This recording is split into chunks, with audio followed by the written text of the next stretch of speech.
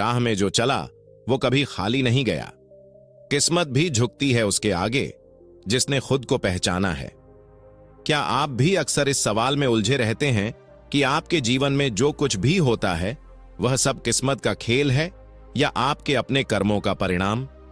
क्या आपको कर्मों के फल की गहरी समझ नहीं है और आप चाहते हैं कि आपके जीवन की डोर आपके अपने हाथों में हो? तो आज की यह अत्यंत महत्वपूर्ण बौद्ध कहानी सिर्फ आपके लिए है। इस वीडियो में हम भाग्य के असली सच को गहराई से जानेंगे और समझेंगे कि हमारे कर्म कैसे हमारे वर्तमान और भविष्य को आकार देते हैं। चलिए दोस्तों, बुद्धम शरणम गच्छामि बोल के वीडियो की ओर बढ़ते हैं। और यदि आप हमारे चैनल मेडिटेटिव बुद्धा पर नए हैं तो कृपया चैनल को सब्सक्राइब करना न भूलें। बहुत समय पहले की बात है। सिरोहीपुर नामक एक भव्य और समृद्ध राज्य था। इस राज्य के राजा का नाम था धीर वर्मा, जो अपने नेक दिल स्वभाव और न्यायप्रियता के लिए पूरे राज्य में विख्यात थे। उनके पास 2 सुंदर पुत्रियां थीं। बड़ी बेटी का नाम था रुकमती, जो न केवल रूपवती थी बल्कि अत्यंत बुद्धिमान भी थी। छोटी राजकुमारी का नाम था उजाला, जो स्वभाव से चंचल और मासूम थी। राजा धीर वर्मा की पहली पत्नी रानी रूपवती अब इस दुनिया में नहीं थी। जब रानी का निधन हुआ तब दोनों बेटियां बहुत ही छोटी थीं। इसके बाद से ही राजा ने दोनों बच्चियों की परवरिश का जिम्मा खुद उठा लिया था। वे पिता ही नहीं बल्कि एक मां की भूमिका भी निभा रहे थे। वे अपनी बेटियों को हर तरह का सुख सुविधा देने की कोशिश करते, स्वादिष्ट पकवान, सुंदर वस्त्र और भरपूर स्नेह। लेकिन मां की कमी दोनों बहनों को बहुत खलती थी। जब भी उन्हें मां की याद आती वे एक खास जगह पर जाया करती थीं, एक शांत और हरियाली से भरा वन क्षेत्र जहां रानी रूपवती की स्मृति शिला बनी थी। वहां जाकर वे मां के साथ बिताए पलों को याद करती और अक्सर रो भी पड़ती।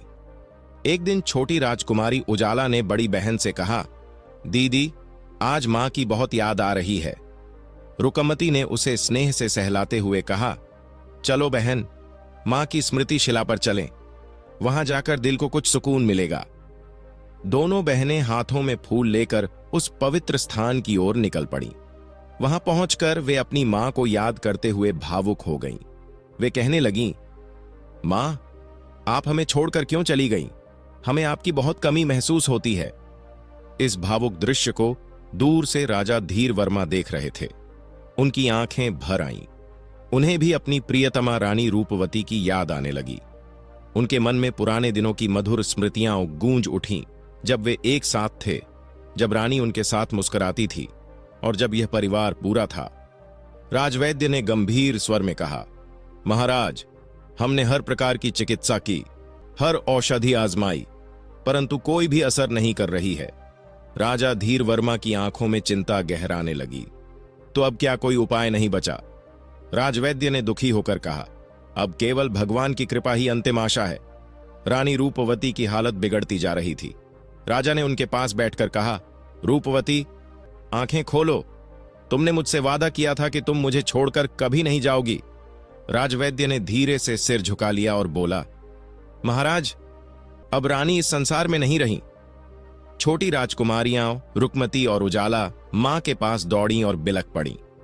रुकमती कांपते स्वर में बोली, मां, उठो ना, तुम तो कहती थीं कि हमसे दूर कभी नहीं जाओगी। उजाला आंसू बहाते हुए कहती रही, मां, तुम जल्दी ठीक हो जाओगी ना?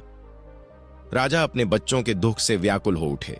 उन्होंने दोनों बेटियों को सीने से लगाते हुए कहा, बेटा, तुम्हारी मां हमेशा हमारे साथ हैं, उनकी यादों में, उनके प्रेम में। चलो अब महल लौटते हैं।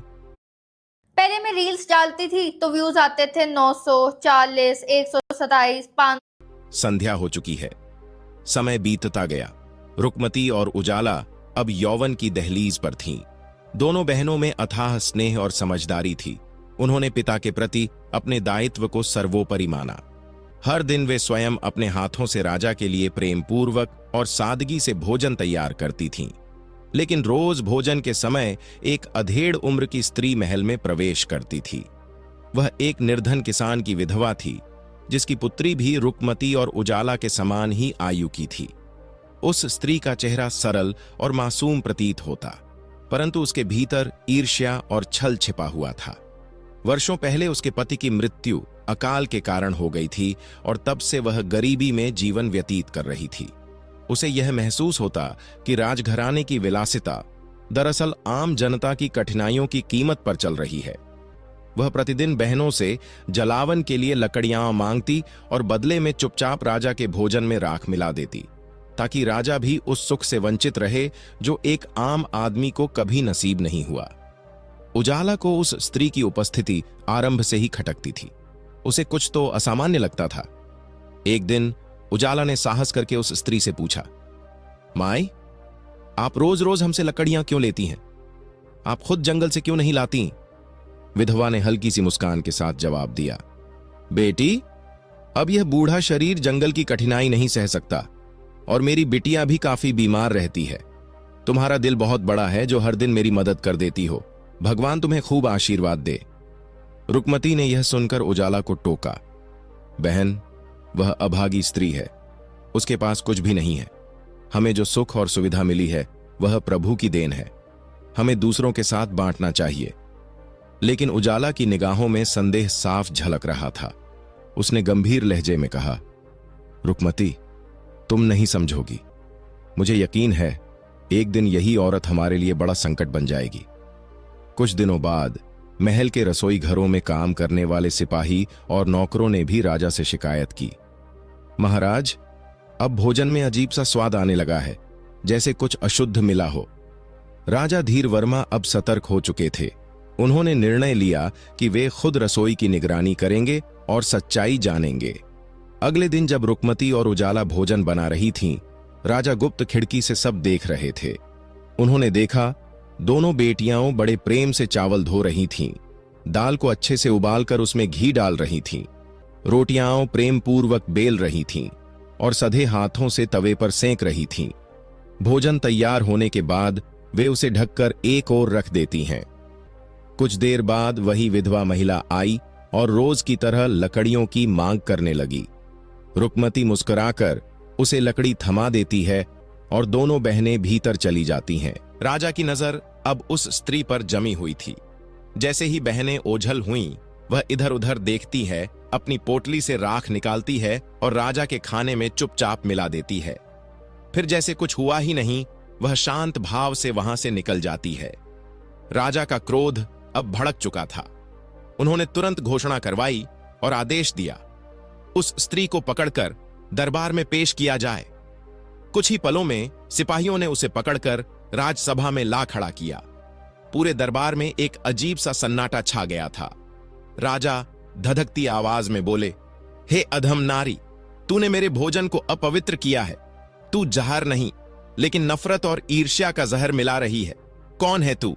क्या चाहती है? मेरी बेटियों की सेवा और सच्चाई पर तूने कालिख क्यों पोती? विधवा कुछ क्षणों तक मौन रही, फिर उसकी आंखों से आंसू झरने लगे। कंपाती आवाज में वह बोली, मुझे क्षमा करें महाराज, मैंने यह सब जानबूझकर किया। मैं तो यह परखना चाहती थी कि आप जैसे ज्ञानी और शक्तिशाली राजा इस रहस्य को कैसे समझते हैं और इसका समाधान कैसे निकालते हैं। महाराज, आप सचमुच एक विवेकशील और धर्मनिष्ठ शासक हैं। उस स्त्री ने अपनी मधुर वाणी से राजा को इतनी चतुराई से प्रभावित किया कि राजा उसकी बातों में उलझ गए। उसकी चालाक बातें सुनकर राजा उसकी समझदारी पर मोहित हो उठे और उसकी सुंदरता ने भी राजा का मन जीत लिया। राजा ने उसे दंड देने के स्थान पर रानी बनाने का निश्चय कर लिया और शीघ्र ही उससे विवाह रचा लिया। अब वह महिला, जो कल तक एक साधारण विधवा थी, महल की रानी बन चुकी थी। राजा की यह दूसरी पत्नी अब रुकमती और उजाला की सौतेली मां बन गई थी। वह दोनों बहनों से भीतर ही भीतर ईर्ष्या करती थी और उन्हें तनिक भी पसंद नहीं करती थी। उजाला इस विवाह से बहुत दुखी थी, क्योंकि उसे यह समझ आ चुका था कि वह स्त्री भोजन में राख मिलाकर राजा की दृष्टि में उन्हें गिराना चाहती थी ताकि स्वयं रानी बन सके, और वह इसमें सफल भी हो गई थी। उस नई रानी ने अपनी पुत्री को भी महल में स्थान दिला दिया।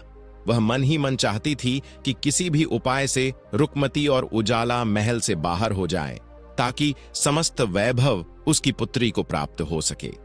नई रानी चाहती थी कि समस्त प्रतिष्ठा और स्नेह केवल उसकी बेटी को मिले, लेकिन राजा अब भी रुकमती और उजाला से असीम स्नेह करते थे और उन्हें कभी कष्ट में नहीं देख सकते थे। इधर रानी हर दिन कोई नई चाल चलती और बहनों को दुख देने का उपाय सोचती रहती। उन्हें वह सुबह से शाम तक काम में उलझाए रखती और समय के साथ उन्हें भोजन देना भी घटा दिया ताकि वे निर्बल होकर रोगग्रस्त हो जाएं और धीरे धीरे काल का ग्रास बन जाएं। एक दिन रुकमती और उजाला एक सेविका से विनती करती हैं, कृपया हमारे लिए भोजन ले आओ, सुबह से कुछ भी नहीं खाया। सेविका बोली, अभी लाती हूं राजकुमारियों। पर जैसे ही वह भोजन लाती है, रुकमती कहती है, यह तो बहुत थोड़ा है। तभी वहां रानी आ पहुंचती है और कठोर स्वर में कहती है, सेविका, इन्हें और भोजन देने की आवश्यकता नहीं है, इतना पर्याप्त है। यह सुनकर दोनों बहनें अत्यंत आहत होती हैं और चुपचाप वहां से चली जाती हैं। रानी हर दिन उनके साथ कुछ न कुछ अन्याय करती, कभी रोटियां छीन लेती, कभी गर्म पानी से वंचित करती। रानी अपनी बेटी के लिए विशेष पकवान बनवाती और उन्हीं की बेटियों को भूखे पेट सुला देती। समय के साथ रुकमती और उजाला अंदर से टूटने लगीं और उन्हें यह आभास हो गया कि उजाला का संदेह सही था। एक दिन वे अत्यंत दुखी होकर जंगल गईं और अपनी मां की समाधि के पास बैठकर फूट फूट कर रोने लगीं। मां, क्या तुम अपनी दुखियारी बेटियों की पुकार नहीं सुन सकती? हमारी सौतेली मां हमें कष्ट दे रही है, भूखा सुला देती है। अब हम क्या करें मां? हर दिन दोनों बहनें अपनी मां की समाधि पर आतीं और दुखड़ा सुनातीं। एक दिन जब वे वहां पहुंचीं तो हैरान रह गईं। समाधि स्थल पर एक चमत्कारी सेब का पेड़ उग आया था, जिसकी डालियों पर लालिमा से भरे ताजगी भरे फल लटक रहे थे। अब जब भी महल में उन्हें भोजन नहीं मिलता था, वे उस पेड़ के नीचे जातीं, फल तोड़कर खातीं और अपनी भूख शांत करतीं। धीरे धीरे वह रानी ने पूरी तरह उनके लिए भोजन देना बंद कर दिया और वह दोनों बहनें केवल उस जादुई सेब के वृक्ष के फलों को खाकर ही जीवन यापन करने लगी थीं। वह पेड़ कोई साधारण पेड़ नहीं था, बल्कि एक चमत्कारी वृक्ष था।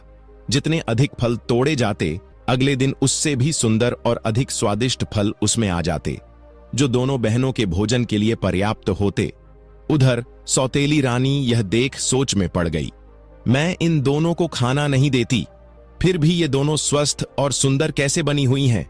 मैंने तो चाहा था कि ये दोनों दुखी और बीमार होकर धीरे धीरे मर जाएं। इस रहस्य को तो मुझे जानना ही होगा। रानी ने अपनी बेटी अमृता को बुलाया और कहा, जाकर देखो कि ये दोनों क्या खा रही हैं और कैसे जिंदा हैं। अमृता जंगल की ओर निकल गई और दोनों बहनों का पीछा करने लगी। कुछ दूर जाने पर अमृता ने देखा कि रुकमती और उजाला अपनी दिवंगत मां की समाधि पर पहुंचे, जहां एक बेहद सुंदर और हरे भरे सेब का पेड़ उगा हुआ था। गंदा पानी पीते हो, मेरा मतलब है इस कैन से, तो भाई रिप्लेस करो इसे with live pure smart RO जो रेंट पर मिलता है। Subscription starts from 420. एक बेहद सुंदर और हरे भरे सेब का पेड़ उगा हुआ था। वे दोनों वहां से पके हुए फल इकट्ठा कर रही थीं। तभी उजाला की नजर अमृता पर पड़ी। वह फौरन बोली, रुकमती, अमृता हमें छुपकर देख रही है, हमें फलों को छिपा लेना चाहिए, नहीं तो वह सब कुछ अपनी मां को बता देगी। रुकमती ने कहा, नहीं बहन, अमृता निर्दोष है, गलती उसकी मां की है, वह नहीं। फिर उसने अमृता को पास बुलाया और उसे भी एक फल दे दिया। अमृता वह मीठा सेब लेकर महल लौट गई और रानी को पूरी बात बता दी। मां, रुकमती और उजाला भूखी नहीं रहती, क्योंकि उनकी मां की समाधि पर एक सेब का वृक्ष है जो अद्भुत फल देता है। यह सुनकर रानी के मन में जलन उठी। उसने ठान लिया कि उस वृक्ष को नष्ट करना ही पड़ेगा। वह राजा को बुलाने के लिए सेविका को भेजती है और बीमारी का बहाना बनाकर कहती है, मुझे सिर में बहुत तेज दर्द है और केवल वही पेड़ इस पीड़ा को ठीक कर सकता है। अगर उसकी जड़ें, पत्ते और फल उबालकर सिर पर मलहम लगाया जाए और उसका रस पिया जाए तो मैं ठीक हो जाऊंगी। राजा अपनी रानी की बात मानते हुए सैनिकों को आदेश देते हैं कि उस समाधि पर लगे सेब के वृक्ष को उखाड़ लाया जाए। सैनिक पेड़ को जड़ सहित उखाड़ लाते हैं। रानी पेड़ के हिस्सों से औषधि बनवाकर उसका उपयोग करती है और फिर कहती है, अब मैं पूरी तरह ठीक हूं। अगली सुबह जब रुकमती और उजाला समाधि पर जाती है तो देखती हैं कि सेब का पेड़ गायब है। वे बहुत दुखी हो जाती हैं और रोने लगती हैं। अब हम क्या खाएंगे बहन? अब भोजन के बिना वे भूखी रहने लगती हैं, क्योंकि महल में भी उन्हें खाना नहीं दिया जाता। लेकिन एक सुबह जब वे समाधि पर पहुंचती हैं तो देखते हैं कि वहां एक छोटी सी कुटिया बन गई है और उसके अंदर एक टोकरी में बेर के फल रखे हुए हैं। वे बहुत खुश होती हैं और बेर खा लेती हैं, जो बहुत स्वादिष्ट होते हैं। अब हर दिन वही होता, वे दोनों कुटिया जाती और वहां टोकरी में ताजे बेर मिलते। रानी को जब ये पता चलता है कि सेब का पेड़ नष्ट हो जाने के बाद भी वे दोनों स्वस्थ और जीवित हैं, तो वह फिर परेशान हो जाती है। वह अमृता से कहती है, जाकर दोबारा देखो अब ये क्या खा रही हैं। अगले दिन अमृता फिर से पीछा करती है और देखती है कि रुकमती और उजाला एक कुटिया में जा रही हैं। उजाला की नजर फिर से उस पर पड़ जाती है और वह कहती है, वो फिर आ गई, हमें कुटिया को ढक देना चाहिए ताकि वह देख ना सके। अगर उसने मां को सब बता दिया तो हमें फिर परेशानी होगी। लेकिन रुकमती ने समझदारी से कहा, नहीं बहन, अमृता हमारी दुश्मन नहीं है, वह सिर्फ मासूम बच्ची है। इसके बाद अमृता फिर से महल लौट जाती है और रानी को सब कुछ बता देती है। मां, अब वे सेब नहीं बल्कि बेर खा रही हैं, जो उन्हें उनकी मां की समाधि पर बनी कुटिया से मिलते हैं। जब रानी को यह खबर लगी कि समाधि पर एक झोपड़ी बनाई गई है तो वह भीतर तक गुस्से से भर उठी। उसने तुरंत महल के सैनिकों को बुलाया और आदेश दिया, जाओ और उस झोपड़ी को आग के हवाले कर दो जो पुरानी रानी की समाधि पर बनाई गई है। सिपाही तुरंत रवाना हुए और कुछ ही समय में वह झोपड़ी आग में जलकर राख हो गई। पर रानी का क्रोध अब भी शांत नहीं हुआ। वह बीमारी का बहाना बनाकर अपने शयन कक्ष में लेट गई और किसी से भी मिलने से इनकार कर दिया। राजा को जब यह पता चला तो वे तुरंत रानी के पास पहुंचे और चिंतित होकर बोले, रानी, आपको अचानक क्या हो गया? आप इतनी दिनों से बिस्तर पर क्यों हैं? रानी ने धीरे से कहा, महाराज, मुझे ऐसा लग रहा है जैसे मेरी सांसें अब बस कुछ ही पल की मेहमान हैं। राजा बोले, मैं तुम्हें सबसे उत्तम वैद्य के पास ले जाऊंगा, चाहे मुझे अपना राज्य ही क्यों न बेचना पड़े। रानी ने कहा, महाराज, मुझे किसी वैद्य की दवा नहीं चाहिए। मेरे जीवन की डोर केवल आपके एक वचन से जुड़ी है। यदि आप मेरी एक बात मान लें तो मैं जीवन दान पा सकती हूं। राजा बोले, तुम कहो रानी, मैं तुम्हारा हर कहा पूरा करूंगा। रानी ने ठंडी सांस लेते हुए कहा, मेरे प्राण तभी बच सकते हैं जब रुकमती और उजाला का अंत कर दिया जाए और उनके खून को मेरे माथे और हथेलियों पर लगाया जाए। राजा का दिल यह सुनकर चकनाचूर हो गया। उन्हें समझ नहीं आया कि अपने वचन को निभाएं या अपनी प्यारी बेटियों की रक्षा करें, किंतु उन्होंने स्वयं को संयमित किया और जंगल की ओर चल पड़े, जहां रुकमती और उजाला अपनी मां की समाधि पर बैठी हुई थीं और सिसक सिसक कर रो रही थीं। राजा की आंखों में आंसू भर आए। रुकमती ने अपने पिता को देखकर सारी बात कह सुनाई। राजा भीतर से टूट चुके थे। उन्होंने बेटियों से कहा, बेटियों, तुम दोनों मेरे साथ चलो। कुछ दूरी तय करने के बाद राजा ने एक शांत जगह पर उन्हें पूरी बात बताई और कहा, मेरे वचन की डोर ने मुझे बांध रखा है। अगर तुम्हें मुझसे मृत्यु मिलती है तो वह सबसे बड़ा पाप होगा। इससे अच्छा है कि तुम जंगल में किसी पशु का ग्रास बन जाओ, पर मेरी तलवार से नहीं। राजा ने दोनों को गले लगाया, उनका माथा चूमा और कहा, दोस्तों, आप यह कहानी मेडिटेटिव बुधा चैनल पर सुन रहे हैं। ईश्वर तुम्हारी रक्षा करे, मुझे माफ करना। इसके बाद उन्होंने जंगल में एक हिरण का शिकार किया, उसका खून लेकर महल लौटे और उसे रानी के सिर और हथेलियों पर लगाया। रानी को लगा कि उसकी इच्छा पूरी हो गई है। इधर जंगल में रुकमती और उजाला अकेली सहमी हुई एक पेड़ के नीचे बैठी रो रही थीं। रात का अंधेरा बढ़ता जा रहा था और जंगली जानवरों की आवाजें उन्हें डरा रही थीं। रुकमती ने उजाला को गले लगाते हुए कहा, डर मत बहन, हमें जरूर कोई रास्ता मिलेगा। उसी जंगल में पड़ोसी राज्य के 2 राजकुमार वीर प्रसाद और आर्यवीर शिकार खेलने आए हुए थे। जब वे गहराई में पहुंचे तो छोटे राजकुमार आर्यवीर को किसी के रोने की आवाज सुनाई दी। उन्होंने बड़े भाई से कहा, भैया, कोई संकट में है। वे तुरंत आवाज की दिशा में बढ़े। कुछ ही दूर पर उन्होंने 2 बहनों को देखा, रुकमती और उजाला, जो पेड़ के नीचे बैठी दुख में डूबी हुई थीं। दोनों राजकुमार घोड़े से उतरकर आश्चर्यचकित स्वर में बोले, हे देवियों, आप कौन हैं और इस गहन वन में अकेले किस कारण निवास कर रही हैं? रुकमती ने कांपती हुई आवाज में अपनी पीड़ा की कथा सुनाई। सौतेली मां की निर्दयता, पिता का विवश मोह और अकेले जंगल में छोड़ दिए जाने की वेदना। उनकी करुण कहानी सुनकर दोनों राजकुमारों की आंखें नम हो गईं। राजकुमार वीर प्रसाद ने संवेदनशील स्वर में कहा, आप दोनों तो राजमहल की शोभा हैं। वनवास नहीं आपकी नियति नहीं हो सकती।